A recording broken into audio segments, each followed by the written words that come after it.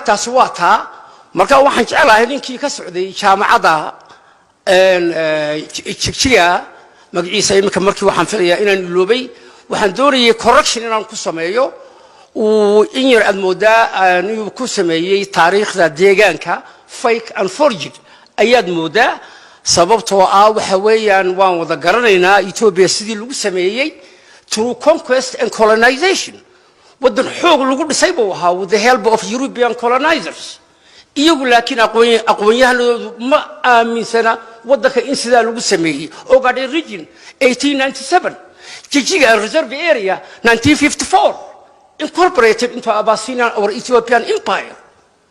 iyagu laakiin waxa soo dhan ma qirsana ma aaminsana waxay ku leeyihiin 3,000 oo sanadood baan jirnay which is myth forged and fake or bena taariikh bena anu waxaan kamid ahaa Ethiopian students movement in 1960s 1970s su'aashan lagu weyn waxay ahayd su'aasha qowmiyadu inay ka tashadaan ay tuunkooda sida maanta ilaa go'ita waayo wadanka waxa lagu sameeyay xoog isadoonsi dhac pop marka anagu Ethiopia marka la leeyahay waa Amhara region and Tigray region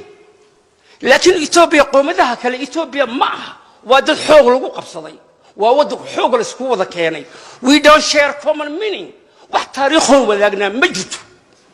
واحد قانون وذاقنا مجدو